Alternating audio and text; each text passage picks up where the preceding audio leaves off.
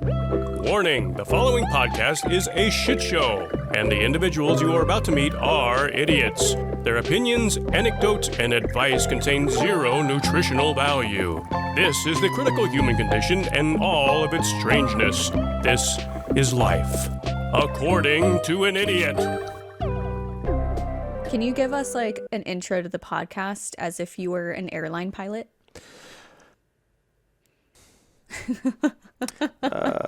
All right, ladies and gentlemen, we are cruising at a comfortable altitude of 15,000 feet, and we are approaching the airport at what is a balmy 70 degrees here in Southeast Michigan. What's it like over there, Mo? It is currently, what is it? Let's see. It's cold. It's cold in Texas right now. It is 56 degrees. Wow. Cloudy. It's been raining a lot. But yeah, it's like probably a little bit colder than it was in the winter right now. We're having a cold front. Wow. And we just landed. I didn't finish the bit because I was too surprised by the Texas weather. I think we're warmer than you for once. Mm-hmm. Let me double check the weather here. I could be wrong. Yesterday it was that. Oh, we're at 60 right now. I'm wrong. Anyways, it's still a little. It's what, 2 degrees warmer? Yeah. I'll take You're it. like, it feels warm. And I'm like, it's so fucking cold. Yeah, right. It's so cold here right now. Yeah. I had to wear a coat yesterday. Oh my God. Isn't it weird how quickly that changes for you? Because, like, you know, you grew up in the Midwest. So, like, a few years ago, how many years ago, you would have been like, yeah, this is warm. And then so quickly you become a Southie or a whatever you want to call it. Like somebody who's just like, oh, it's so cold. Oh my God. 60 degrees. I need a coat. Honestly, I feel like it hasn't changed because when I was in Michigan, like, it still always felt so fucking cold to me. Yeah, you were complaining a lot about the weather all the time. Yeah, I hated it. Yeah. Like 60 degrees is like, it's fine. I can deal with it, but like that's about as cold as I want it to be. Like Yeah. I am warm-blooded. I'm a lizard. You were born in I Florida. need the sun. Yeah. So you got that swamp Exactly. blood in you. Mm-hmm. I got the gator. Gator. The gator cadence Ooh, to my being and my soul. Gator Cadence. That sounds like a good band name. Gator Cadence. Gator Cadence. What was that scream for? Accidentally played. I was adjusting my earphone, and I accidentally turned on Flo's music, so it just started playing like smooth jazz in my ears, like very loudly. I was just like,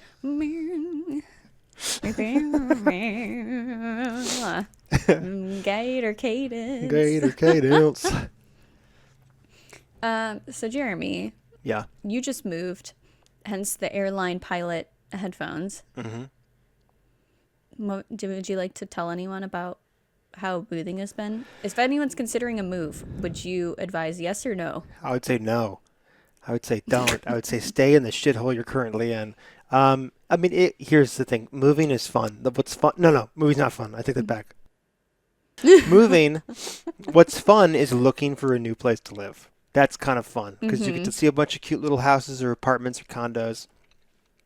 And you're like, oh, I can see myself there. Oh, look. We could be on the back porch for the rest of our lives, whatever. Stuff like that. And then you have to cram all of your life into boxes, into cars that are made out of boxes. And you have to really kind of pick out who your friends are in terms of like, because if you're like me right now, you can't necessarily afford a moving company. Looking back, I think we should have just splurged anyways. Because for sure this is the last time we won't be using a moving company because we're approaching that age where like, if I have to ask, like my parents, this is the last move my father will be able to physically help me move on. You know, my dad is 70 years old, and he like while we were moving, I watched a man come to grips with his mortality because he was realizing that he couldn't lift the stuff he had lifted in the past. Like just a few, like 3 years ago, last time I moved out. And he was he was getting kind of emotional, and it was deeply uncomfortable, but totally fine.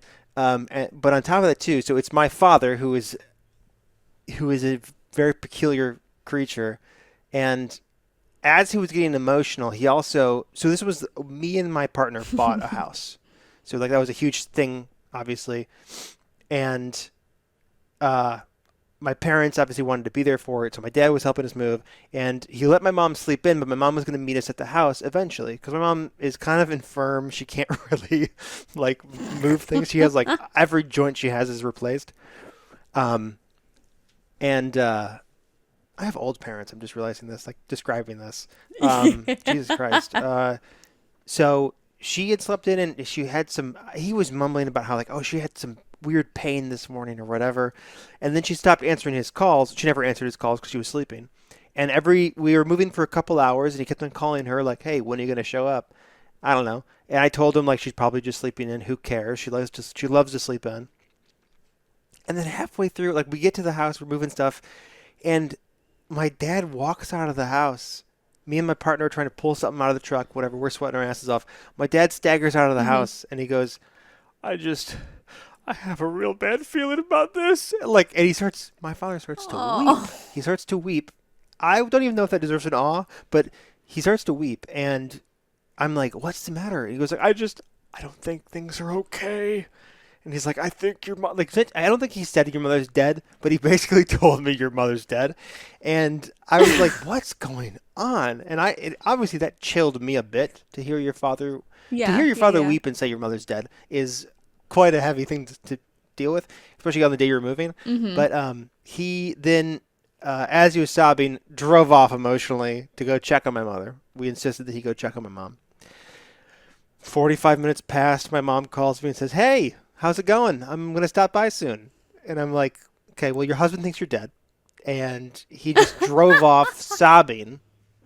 And my mom's like, oh my God. Like, she got worried for my dad because she hadn't heard from my dad yet. It was a whole hullabaloo. Oh my God. And a whole hullabaloo. And it was one of those things where it's like, wow, everything with my parents becomes tragedy, or becomes like a Greek tragedy. It becomes a play. It becomes a drama. Not that they aren't drama starters. Like, they don't want drama, and they don't seek out drama, but they are the drama. They are the drama.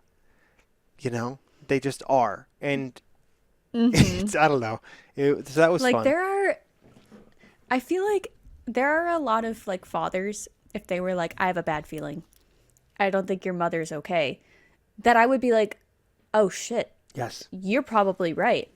Your dad is not one of those people. I know, yeah. I feel like he would very genuinely like look me in the eye and be like, I don't know. The snakes are out today and that just doesn't feel good. I don't. Yeah. I think it's gonna rain. I'd be like, okay. Yeah, you're 100% right. And I always felt that too, but just for some reason that day, him saying something, I was like, maybe he's got some old man intuition. But then as soon as he drove off, we saw this robin was like in our yard, like hanging around us, like watching us. And then I, not thinking about it, I said, oh, you know, it's funny. My mom used to always say that, like, my grandma visited her in the form of a robin. And then my girlfriend looks at me, and I look at her, and she's like, Jeremy, your mom isn't the bird. But I'm like, okay, fine, yeah, sure, right. She's not the bird. I know she's not. My mom's not a bird. My mom's not a bird. My mom's not the bird. She's not dead. She's alive. Whatever. We start unpacking everything, and then that's when my mom calls, and then, and I'm like, yeah, whatever. And I go, oh my God. For a second, I'll be honest, Kat, I thought my mom was that bird. And Kat goes, I did too. I'm She's like, wow. Oh my God, I couldn't say that. Yeah, but like... she was like, I didn't want to say it, but I was like 100% sure that your mom was that bird. Oh my God. So that like makes me think of like all those Reddit stories of people like talking about stuff like that where it did happen. It's like, oh my God, like my dad was like, oh, I have a bad feeling, went to check, and oh my God, she was dead. Yeah. And I saw this robin, and it's Yeah, it felt too poetic. It felt too perfect. yeah, it's kind of like fun to see on the other side where Yeah. like nothing came of it. Yeah. That's my life. That's my family. My family is full of people who think like my mother is like an empath. Like my mom, my mom told me one time, she goes, almost in a bragging way, she was like, my mother always said she thought I had ESP. And this is like out of nowhere, like we weren't even talking about this at all. And so like I think because of that, my mom does feel that her feelings are like not her feelings, but her sensations, her like premonitions, whatever you want to call that, whenever you get a gut feeling. She always trusts hers a lot, but she's also an incredibly anxious person. So her gut feelings are like never, those can't be held accountable, because as a fellow anxious person, my gut feeling is almost never correct because my guts are crazy. I'm anxious. They're just. You're right. It's making you like do and think so many like odd things that will never happen. Yeah. So the amount of times that like as a teen, I would go out with my friends on a Friday night, and then she would just look at me and be like, I'm worried you're going to die tonight. Instead I'd be like, I think I'll be okay. She goes, I just had listen, Jeremy, I've been around a long time, and I just, when you know it, and I just have this feeling. Just be careful, okay? Be careful tonight. And I'm like, all right, thanks for the weird prophecy. She's like the worst prophetess. I feel like so much I know about you just like makes sense now. Just knowing that like a little bit of information about your mom. Mm-hmm. My mother shaped me in inexplicable ways. And I feel like everybody has like the one parent who shaped them more than the other one for whatever reason. Mm-hmm. Like, who's it for you? In a negative way, Anna. Okay. So the mother, for those at home. The mother. The reason I've been in therapy for 8 years. Yes. Yeah. She very well may have, I think, had the same effect on every member of your family. Yeah, I feel like every member of my family should also be in therapy. Yeah. They aren't, which is fun. Yeah, no, that's the best. Because usually I I give therapy secondhand. Yeah. Like they'll tell me stuff and I'm like, oh, I worked on this 6 years ago. Yeah, this is what my therapist told me. And they'd be like, oh my God, that completely changed the way I look at it. And I'm like, yeah, you should fucking go to therapy. Yeah. Because you're not being paid to give them that. It is very strange to be. I remember, oh my goodness, I don't mean to slander my mother right now. Love my mother, great woman. But I remember when I started going to therapy, and I had told her, like, hey, you should go to therapy, which is basically me saying, like, Mom, you need to go to therapy. Mm-hmm. I told both my parents that they should go to therapy. Even if it's just like a few times, you know what I mean? Like, just get the ball rolling. And my mom said, in this very like Midwest nice kind of way, she was like, "Oh, that is fantastic. Honestly, I am so happy for you." She went to therapy when she was younger for a little bit after her mom died, and she goes like, "I went to therapy. I loved therapy. I loved talking about myself. It was great." And I was like, "Okay, that's not just what it is, and that's not just what I'm doing." Right. But like that always stuck with me. It's like, oh, no, trust me, I agree with you. I loved therapy. It was great just to talk about yourself for hours. It was fantastic. It's like that's such like a boomer mindset. Oh my God, I know. Because both my parents can be very progressive when they don't, as long as you don't let them know they're being progressive. Like if the moment you say like, oh yeah, that's kind of like,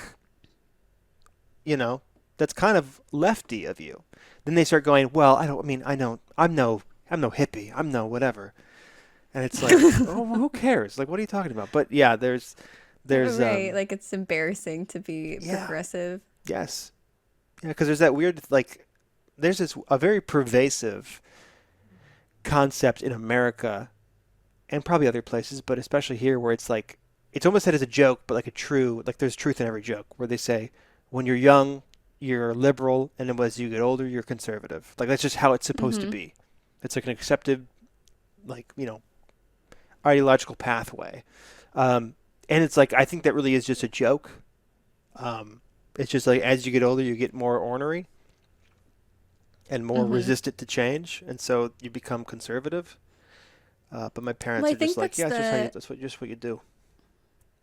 Yeah. I think that's the effect of the lead poisoning. Oh my God. Of course, that has to be. Like they grew up with the most like concentrated amount of lead in their environment. It's insane. The Garfield cups. Yeah. Yep. I just realized we never actually introduced the show. Oh. By all means. Like we kind of did. Yeah, we kind of did. You did your airline pilot. I don't know if I have an airline pilot in me. But hi. I'm Mo. If you're listening to this, you are listening to According to an Idiot podcast. I hope you knew that, but if you didn't, I'm still happy to have you here. What's up? I'm Jeremy, and much like a prostitute that works near an airport, I do have an airline pilot in me. Welcome to According to an Idiot. Lovely to have you. We should be reaching our destination in about 45 minutes. To kick us off on our journey, I do have a segment for us. Oh, happy day. I don't really know what category it will fit into, so I'm gonna loop it into only on the interwebs. Okay. Only on the interwebs. Okay. So I found this on the interwebs, but I fucking loved it, so I wanted to share it with you. You might have heard about it already, but do you know about the urban legend involving taxis in New Orleans? No. Okay, perfect. Okay, I'm excited.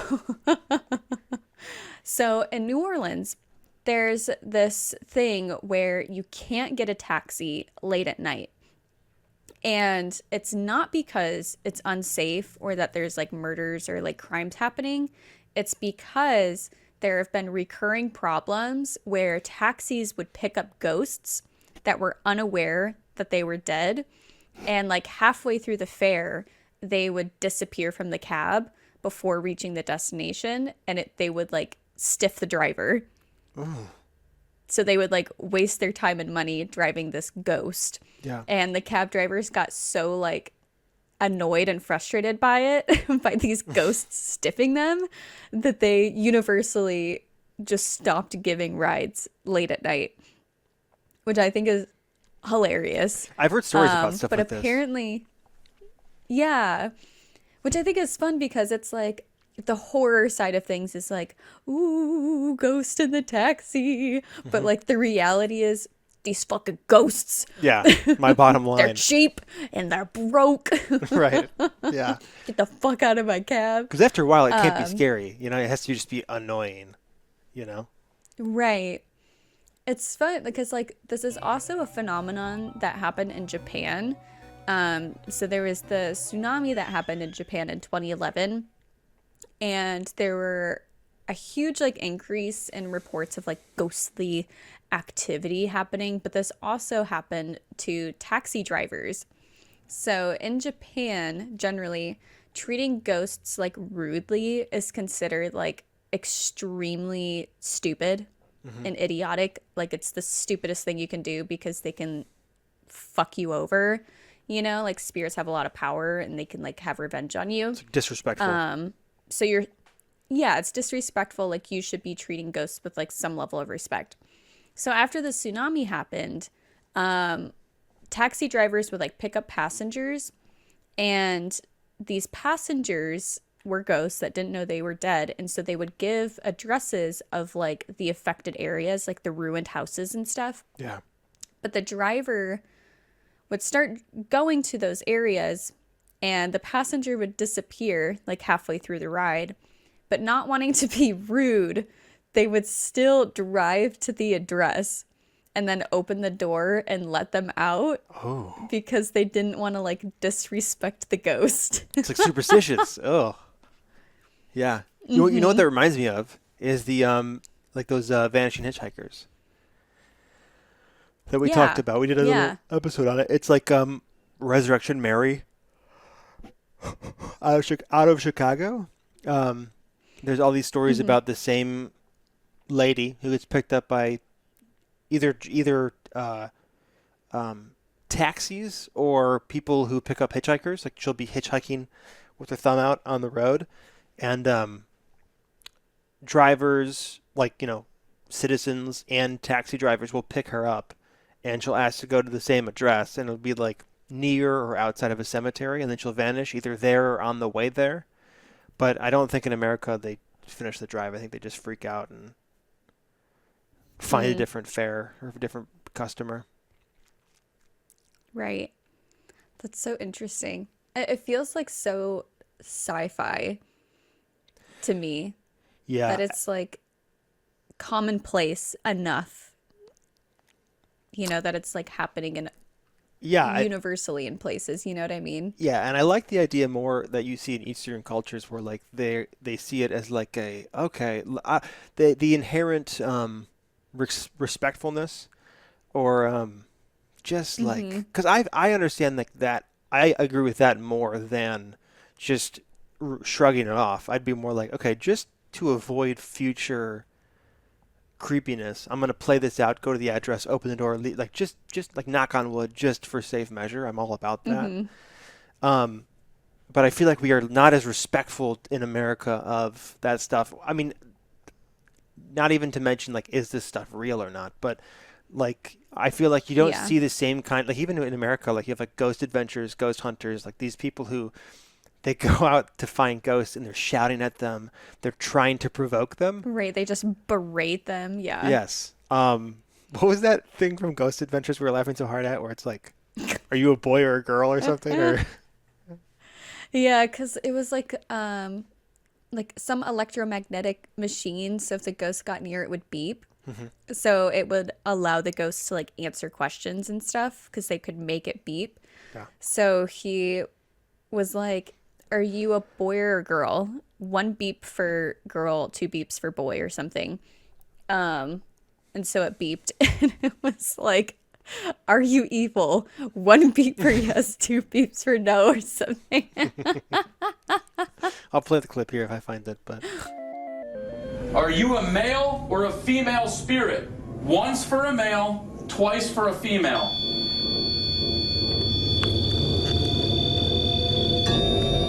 Stop it. Stop. Stop. Wait till I ask a question. Are you evil? Once for yes, 2 for no. wow, taxi ghosts. That's Taxi ghosts. absolutely insane. We aren't recording the rest of this on a different day. So cool, Mo. Mo, that was Wow, awesome. you picked the best stories. Wow, that's so good. Okay, anyways. So, Genies. Genies. I'm a genie in a bottle. You gotta rub me the right way. Now, what is the right way to rub a genie's bottle, Mo? I think... Is it hard and slow? I think as long as you're putting friction on, it's, it counts as rubbing, which is fine. But I think really what you should do is ask them what they like. And if you want to be like top tier, you should ask them to show you how they like it rubbed. Now, the problem I'm having is that the genie is still in the lamp, still in the bottle. Right. So they can't tell me how to rub them. Well, first of all, you're going to have to just rub it. Okay. But assuming that they go in the bottle again. All right. Because you don't have to make wishes right when you sprout the genie, right? Yeah. So then that's when you ask them, hey, can you show me how you like the bottle rubbed? How you like this lamp rubbed? Lamp, bottle, gravy train, gravy And then boat. I'm sorry. Genie goes, oh my God, no one's ever asked me that before. No one's ever asked me that. Oh my God. Okay, and then they don't know. What if they don't know? Then you Then learn they don't- together. But then you learn together, right? You Yeah. experiment together. And it's like a beautiful, joining of minds and lamps. Wow. They didn't put Is- that in Aladdin. They didn't put that in Aladdin. But the genie put In my something version, in they Aladdin. did. Yeah. If they would have had me as a director, I'm just saying, Aladdin would have been very different. Aladdin would have been much more disgusting. It would have been cultured. It would have been a criminal offense. So, Mo, Anyways. you're kind of our expert for today on the topic of Today. genies. Today, you're expert always. You're always our expert. That's right. That's right. So this episode is going to be all about genies. Oh my God, surprise. Jeremy, I know I've already told you all of this information before, but for the sake of this podcast, we're acting like we have never recorded this episode and we never lost it in audio corruption. So, what do you know about genies? Well, I know a lot of things about genies, and well, I'm already going to reel that back. I think I know what the common salt of the earth man knows about genies. That's that they are spirits that live inside of containers, vessels rather. That's a better term. It's a spirit in a vessel. You got to rub them the right way, and they when you rub them, or I don't even, when you release them. You are sort of, they do your bidding. Okay. So you kind of own them, or they're indebted to you because they're freed, or I don't really know. And then they let you make wishes. Okay. Right. And what you're supposed to do is always say, I wish I had more wishes. That's what media has told me. Right, because then you get an unlimited amount Yeah. of wishes. What if you said to the genie, I wish you were never born? Then the genie would be like, done, I wasn't born. And he's gone? I was made. Oh, by who? And you just wasted a wish. I wish I knew Stupid. I wish I knew how you were made. And then he goes, granted, and your head explodes. Have an aneurysm immediately. Your small, feeble mind can't handle the knowledge I provide. That's what he would say. That's the sound of my head It would be exploding. so cool to be a genie, though. Like No, it would not. It would. An immediate counter to that. No. It would because of the monkey's paw. Yeah. You're familiar. Like That's you a make story. It's an old story. right. In that you make a wish for something and you get unintended consequences. You get from what your you wish. ask for. Wink, wink. Right. You get what you asked for, but it ends up being a nightmare situation because there are loopholes in whatever verbiage you used. So the example, I wish I knew how you were born, and then your head explodes because you can't handle that type of information. Yeah. Or like, if I were to say to Jeremy, the genie, I wish that I was the most beautiful person in the world. And then I go, alakazam, bam, balam, balam. And boom, transition. Everyone else in the world is gone. So technically good one. Mo is the most beautiful person in the world. See, that would be so fun as a genie, right? Because you're really just you are hurting people. Right, and you You're get to be a tricking people. troll. Yeah, you get to You're say like, fine, hey, you want me to since be a you- slave? I'll fuck up your life then. Yeah. I guess I'll give you exactly what you asked for. It's an old saying, be careful what you ask for because you just might get it. Mm-hmm. And the genie just does that for free. They're like, hey, my whole existence is like, I'm going to tempt you with hubris, basically, and then punish you in some way. But there are certain Yeah, and I believe it was the Spice Girls that popularized that Be saying. careful what you ask You for whisper because you 'cause might just just might get it. it. You might just get it. Yeah. You might just I had no idea that was them. Isn't it? Yeah. It I'm could pretty be. I sure. thought it was, no, that's the Pussycat Dolls. Oh, there's a same. That's first of all, slander, but yeah, okay. The Pussycat Dolls are to the Spice Girls what NSYNC is to the Backstreet Boys. The Pussycat Girls are to the Pussycat Dolls are to the Spice Girls what paprika is to salt. Like, yeah, they're kind of the same thing, but they're not the same. Like, they, first of all, different eras. Second of all, a whole different taste. Spice Girls were they left something to the imagination, whereas the Pussycat Dolls were like they would oil themselves up. They'd be like, look at my vagina, I'm singing with my vagina, and then, but meanwhile, the Spice Girls were like, yeah, I would shaky girls, but like you're never gonna see Fanny. Really, my logic is very vagina centric for some reason. But anyways, we're talking about that makes Genies sense right now. as a man. As a man, yeah, true. It's very true. Anyways, thank you for that colorful explanation of what you know about genies. You're welcome. I'm going to essentially disprove most of what you said. Shoot. Based off of my research that I have done.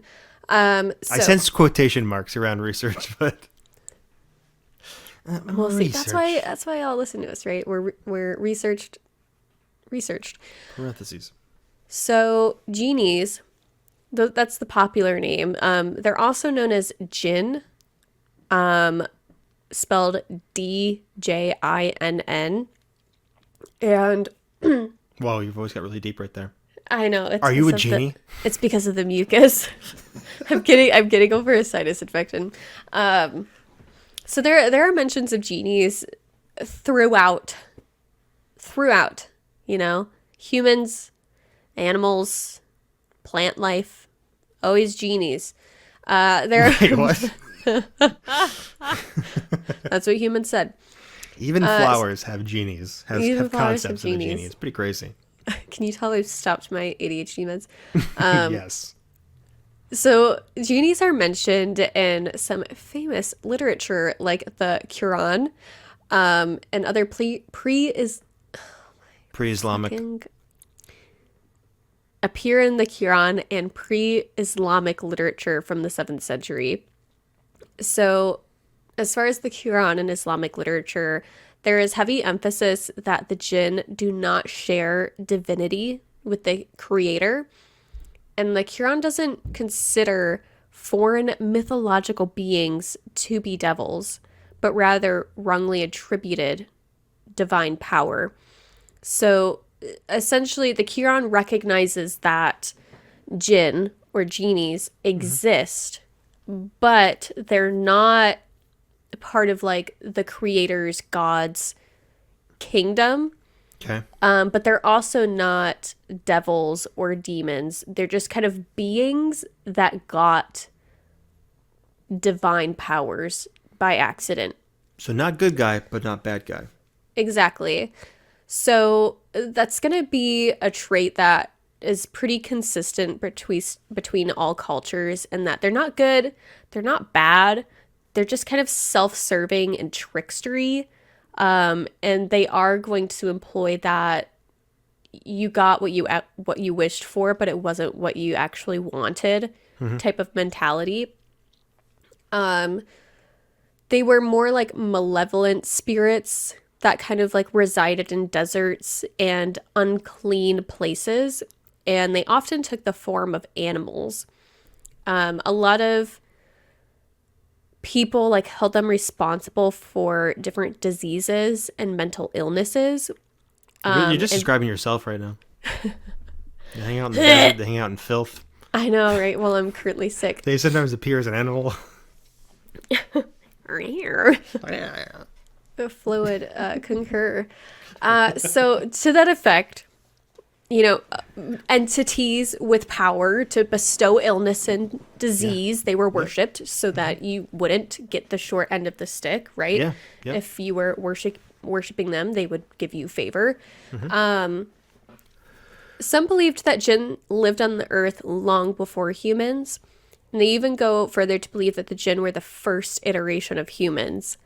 But God was unsatisfied with them, so he made humans instead. Oh.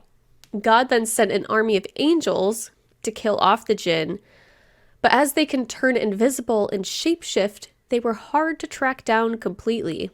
And so they resided in, more desolate places, unsavory places like the desert and unclean homes. Why can't God see invisible things? Yeah, it's a bit of a short-sightedness on his part. Yeah. Typical man. Yeah, simple. He said, the desert gets a little wavy, so... Yeah, I'm not a fan of that. I have dry skin. I'm not a fan of that. I can't really see. I have dry skin, and Yeah, it really my my eyes eczema get- flares up every time I go to, yeah.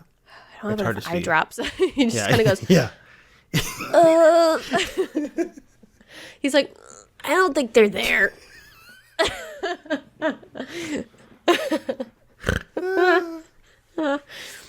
The angels were like, God, I think we got them all. And he said, hold on, let me look again. Okay, I'll take your word for it. I trust you.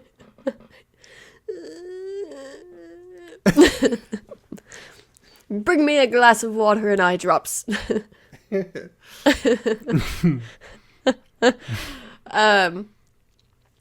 So to that effect, genies were able to change their bodies at will. They were also able to possess, marry, protect, or even kill humans. Whoa. It was also said that they could teleport between dimensions. I have so much mucus in my throat. Yeah, Mo is sick right now. Which you've probably noticed because we had to splice two audios together, and one was recorded months ago when Mo was not sick. I've always been sick. True, yeah. Sick in like a cool way. It would be pretty fucking cool to marry a genie, though. Yeah. Well, have you seen the show I Dream of Jeannie? I haven't. She's hot. She is hot. Well, wasn't there a movie that came out recently of a lady? Wasn't it like Kate Blanchett, like marrying a genie or something? Kate Blanchett. Yeah, there was a movie called like 1,000 Years of Longing. Was it? Yeah, that's what it is. That was a good movie, but also very never watched sad. that. Maybe you shouldn't marry a genie. I don't know, but he gave her a lot, so that was cool. Yeah, 1,000 Years of Solitude. That was a good movie. That is part of my research. Yes. So they can teleport between dimensions. Genies are sort of this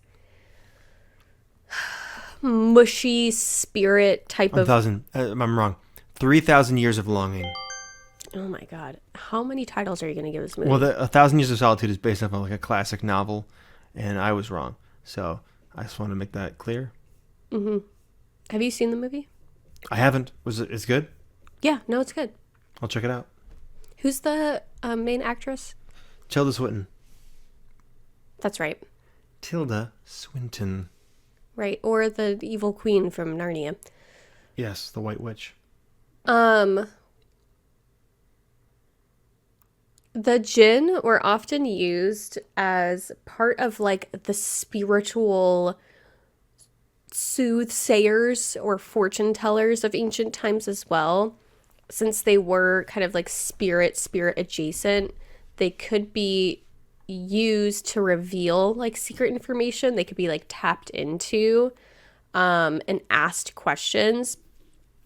But the caveat with that, much like ghosts, if you have a proclivity towards, spirits, you can also be possessed by them. Okay.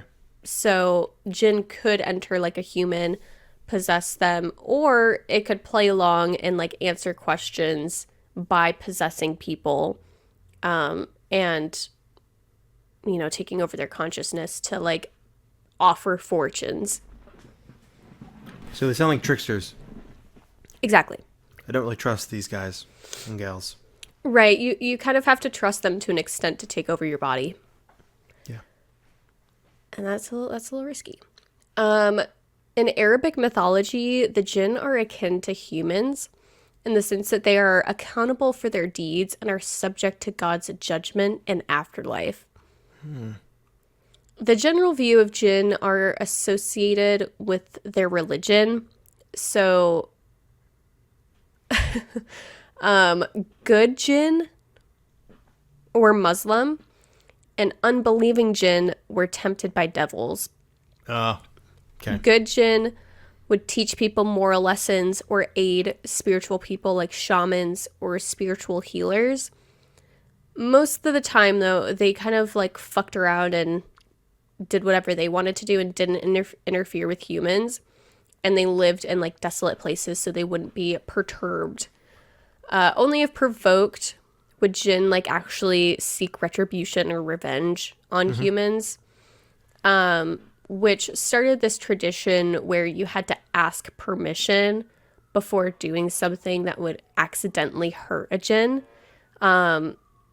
And the example that was given was sprinkling hot water into bushes. Yeah. That's what people do, like, before the cat, like, has to give me bad news. Mm-hmm. I sent her out in the backyard with the kettle. Right. And I said, okay, fine. Pour one out. Lay it on me. Pour one out for the homie. You've stewed the bush. Now you can tell me the bad news. But make sure that she asks permission first. Oh, she always says, may I please? Okay, Jinn. Say bad news. Jinn, Jeremy. Right. I wish to sprinkle the kettle. Mm-hmm. Please don't be there when I do it. Oh, wait, hold on. What? So it's... Why are they're wet in this... Okay, they're wet in this bush for what reason? To appease the jinn? No, that's... So, sprinkling hot water on a bush is just a normal action that a person would do. But if a jinn was hiding in the bush, they would be pissed off if they got hot water on them. So you have to ask permission before you do something like that could piss off a jinn. And you have to wait for them to answer? If they're there, they'll answer. If they don't, it's good. It's okay if you don't know this extent of this. It's just yeah. just I mean, perplexed. if you don't get smited, I guess it's fine. You just wait. Hey, Jinn. Hey. I'm gonna sprinkle hot water. Is that okay? Yeah. And then the jinn goes. Looks through his incredibly squinted eyes and kind of like shuffles away. Gotta go. Very well. And then you splash it. Splash it the way you wanted to. Bigger question was, why are people boiling bushes? That I don't have the answer to. Maybe it was something I'm like assuming it's like desert gardening. It's like leftover from cooking. Oh, probably. Yeah. You know, something like that. Yeah. There's gonna be somebody listening to this who's like, "It's cooking! It's cooking! You fucking dumbass!" Yeah. And the reason that you wanted to ask permission is because evil jinn could physically hurt humans, cause illness, or possess them. So you wanted to make sure that you were taking steps not to piss them off. But overall, they are notorious tricksters who, for the most part, don't really like humans. And as like a multi-dimensional magical creature, would you? Humans probably seem really dumb and annoying. I wouldn't want to fuck with them either. Fair enough. But if I was an evil jinn, I'd want to fuck with them. Because wouldn't you be bored as a jinn? You'd be bored. Oh, yeah, 100%. Like, what are you doing in the lamp or in the bush? There's only like so many cosmos you can explore. And so you're like, I'm just going to inhabit this bush. Right. And you're like, I'm going to wait. I'm going to fucking wait. Some asshole pours hot water in this thing without asking me. And then I'm going to make his life live in hell. Yeah. By granting him 3 wishes. Mm-hmm. And they're all going to be monkey paw wishes. Yep. And I'm going to bite his leg. Yeah. I'm going to turn into a snake, bite his leg, and make him use a wish to cure the poison. Yep. And that cure makes the cure makes his hair fall out. And when you ask for more hair, I'm going to give him more pubes. I love that. That's fun. See, we would be great Jinn. We would be so good. Yeah, absolutely. So good at ginning. In folklore, Jinn appeared in the Testament of Solomon. In the tale, Solomon is granted a magical ring that allows him to control demons. He uses it to command them to build fortresses and monuments. And the cure on these demons are instead said to be Jinn. In the earliest stories of Jinn, one of the earliest stories of Jinn was in 1001 Nights, a collection of Middle Eastern folktales.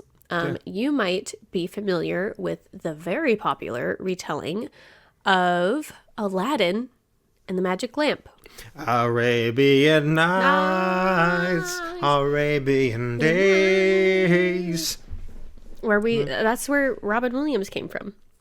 Yeah, he was in a bush. They poured water on him, and he came out and said, He said, "Who that?" And they're What like, the "Hey, hell?" do you want to be in our movie?" And he was like, "Oh, fine." "Fine, I am Robin Very well. Williams, so."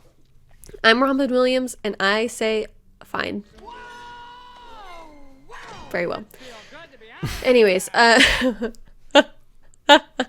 Aladdin and the Magic Lamp, a poor boy in China was recruited by a sorcerer to get a lamp from a magic cave filled with traps. The sorcerer betrays the boy and leaves him to die. Oh no! Out of anxiety, Aladdin rubs his hands together, which summons the Jinn, who teleports him back home. Hooray! Wait, he just Went rubbed his home. hands together. Yeah, So was the Jinn in his hands? that's an answer we might never have. Damn. Maybe that's why all the fuckboys do it now. Yeah, trying to get a genie to show up. Trying to get a genie. When home, Aladdin's mom cleans the lamp, which summons another Jinn. Oh. This one helps Aladdin marry the Sultan's daughter and get a palace. Wouldn't it be the mom's genie then? Wait, no, women aren't important. Right. I forgot that historically women don't matter. It's the equivalent of like if your dog accidentally found $1 million, that's your $1 million. That's your $1 million. Right. It's not going to the dog. The genie came out and was like, "Oh, a woman?" It's like, Where's okay, the got it. nearest man? Here's A boy. My poor little boy. Good. So that's the original story. Some other stories in the 1001 Nights collection has other stories that mention Jinn. And one such tale called The Fisherman and the Jinn retells such a story. An old fisherman catches a copper jar with the seal of Solomon. When opened, a Jinn appears who is pissed the fuck off. Solomon had trapped him, and while stuck for centuries, decided that when freed, he would grant his savior 3 wishes. But he later changed his mind that he would kill his savior and let them decide how they would be killed. Oh my god. That's the worst genie thing ever. That'd be my luck. I'd be like, oh, hot dog, Jeremy's got a genie. And then I'd be like, well, I want a house, and I want a car, and I want the biggest hot dog you've ever seen with all the relish and everything. And the genie goes, actually, no, I'm going to kill you, and you can decide how. And I go, oh, no. He said, I've been entrapped in here for so fucking long, bro. Yeah, All I want to do is just murder your ass. yeah. Literally all I want is to kill. So, thanks, But no thanks. but no thanks. Now, how do you want to die? And I say, I would like to... Get pounded in the ass today. I said, Genie, you're rocking a major chub. Yeah. Pound me in the ass to death. How do you want to die? Anally, please. Rectal. And Genie goes,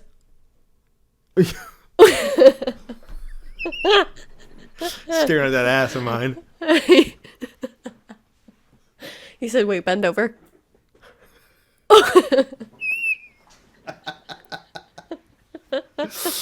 He said, very well. I shall grant this this pardon. I am true to my word. Disrobe. Okay. And then he misses me for all eternity. For I 3,000 years of longing. I caught feelings for him.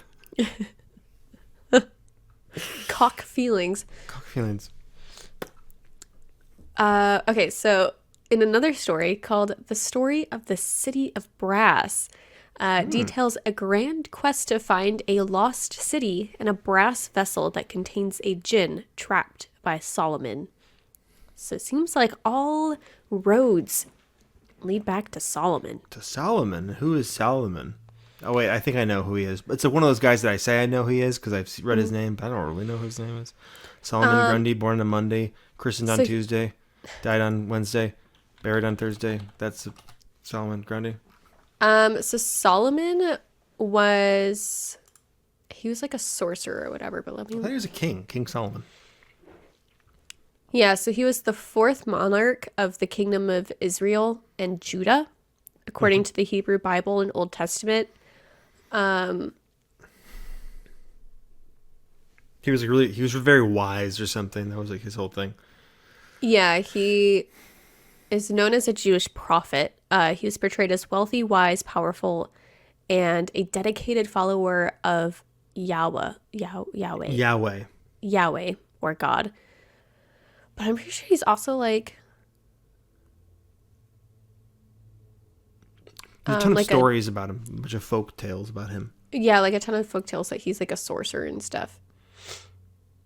The most famous story of Solomon was that one day this woman claimed that the woman like took some lady's baby, and then the woman said, "That's my baby," and they said, "No, it's my baby," and then Solomon was like, "I will rule over this. I will rule over this. Well, our solution: we will cut the baby in half, and you will each get half." And the mother goes, "No," and the one who didn't actually have the baby was like, "Yeah, sounds good." And so he goes, "Well, obviously you're not the mother because you would not want the baby cut in half," which is strange because you'd still think this woman would want the baby alive even if it wasn't her baby, but maybe she wanted to eat it. So she thought, "Hey, at least the little baby legs are tender. I'll take those." She's like, "You know what? I have been hungry, I guess." That's some good cooking right there. Cut him. Cut him. Cut him up. Got him. This story of Solomon is pretty infuriating. Apparently people came to Solomon because they were searching for a cure for depression. His wise men advised him to make a ring with the words, "This too shall pass." Oh, not that much different than engraved on it. This phrase is meant to be a reminder to value life and live it to the fullest. Fuck you, Solomon. Yeah, we fucking hate Solomon in this house. Anyways, fuck that guy. If only he knew the worst how many of depression cures. If only he knew how many Jeep Grand Cherokees would have that as a sticker on the back of their car. And along with "Not all who wander are lost." Okay, but that one's cool. Is that on your car? No, but it is on my luggage. Okay, that's okay. Well, that makes sense because you're traveling. Do cars not travel? But when you're in your car, you're not always wandering. A lot of people just like drive to CVS. But that's it's still a journey, and it's still a journey adventure. To CVS. I'm going to McDonald's. How many children's tales have started with a simple trip to CVS, and instead they end up saving the world? I think that'd be right because that's how the Chronicles of Narnia start.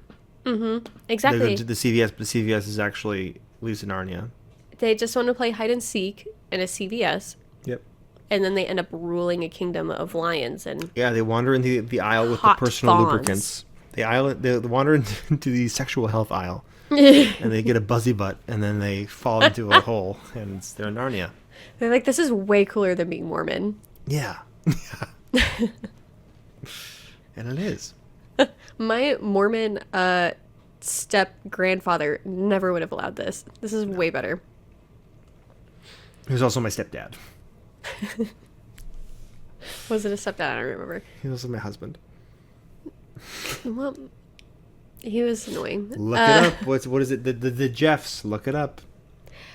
So more modern beliefs around Jinn or Genies. A survey taken in 2012 by the Pew Research Center showed that 86% of Muslims in Morocco, 84% in Bangladesh, and 63% in Turkey do believe in jinns. Whoa. And sleep paralysis, interestingly, is believed to be an attack by a jinn. Oh my god. I've been attacked by a jinn. I've been attacked by a jinn so many times. That means we must be special. I think so too. It's probably, oh my God, it's probably all that hot water I've been throwing on bushes. You know what? Yeah, and like cleaning up the house. Yeah. I boil eggs all the time, every day. And when I'm done with all that hot egg water, it's going straight to the bush, the shrub of unknown origin. I don't remember planting this shrub.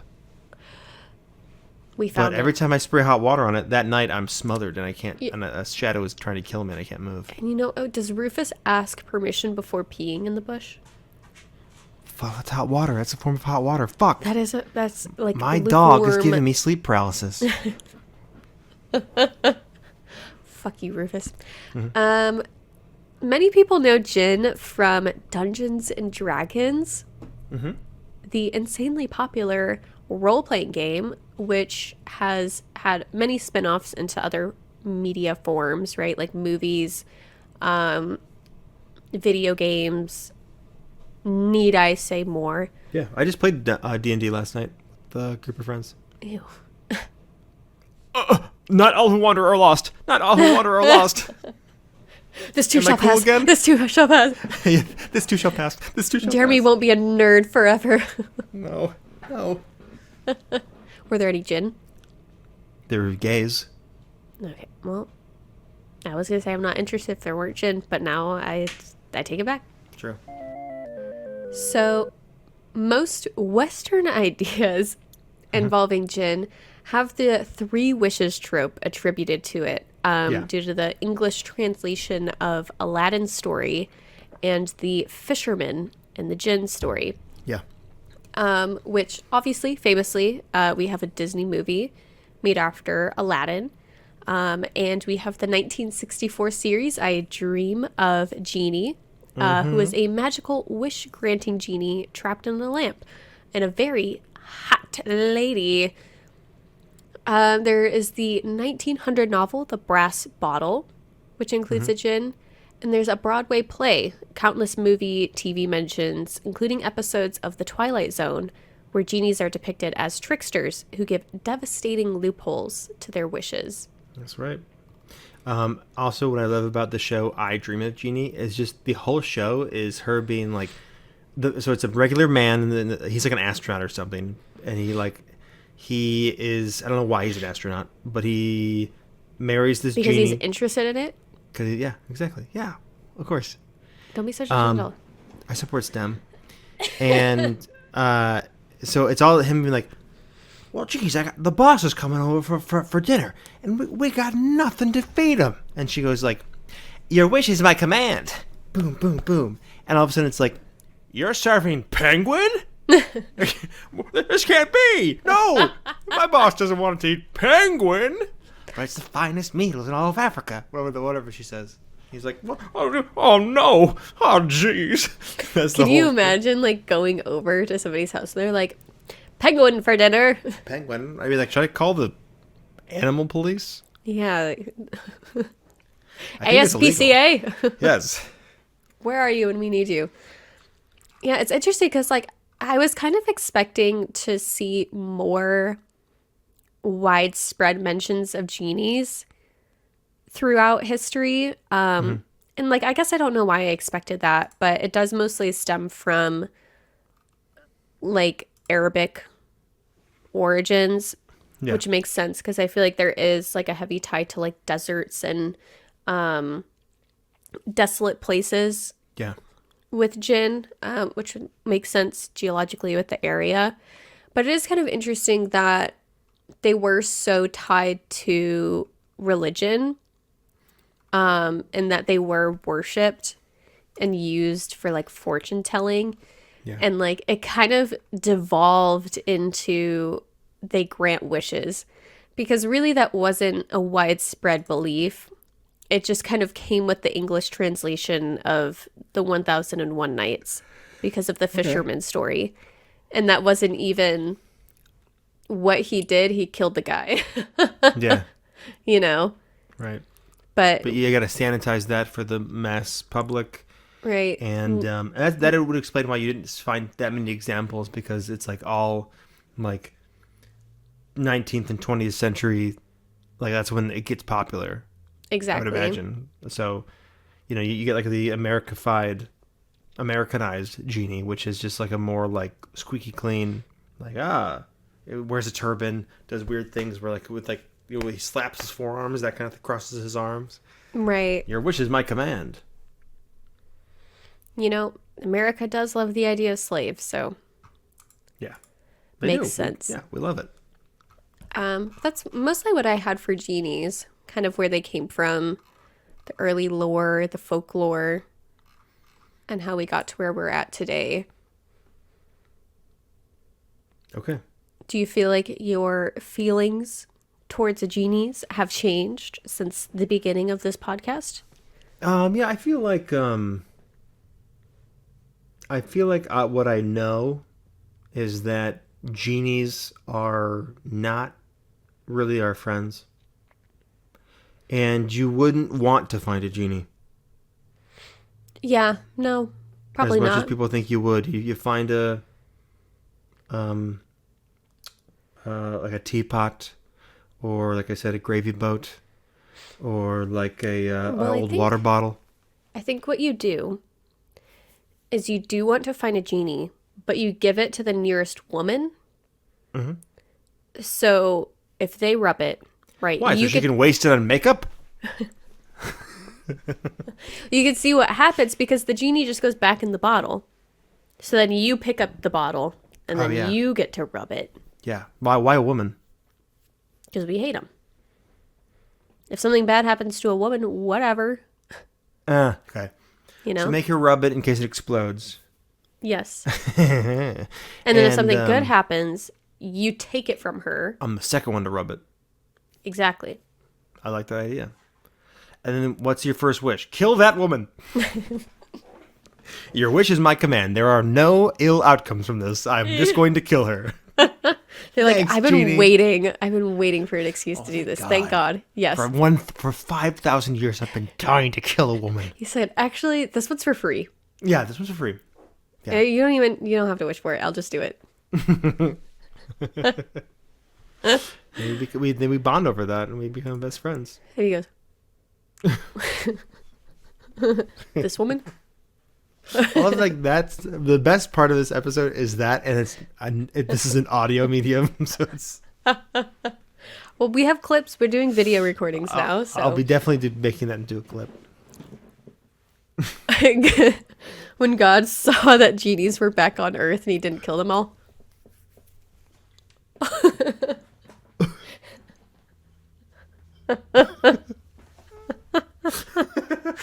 The people watching this or just listening to this are gonna be they're gonna know. Look up the clips. Okay, so this is what you're gonna picture. Squinty eyes, kind of like mouth. The mouth kind of looks like when an old man gets like Bell's palsy. Oh God, yeah. Or like what? That's not what Bell's palsy looks like. I know. I just wanted to make a joke About Bell's palsy. We just own everyone with Bell's palsy. Yeah. Like when you're okay. It's late at night, and you've been asleep for a little bit, or you've been in the dark for a while, and you have to check. You want to check your phone to see what time it is, but you never crank down the brightness. What does your face look like? That's what the faces we're making. It helps if we make this sound.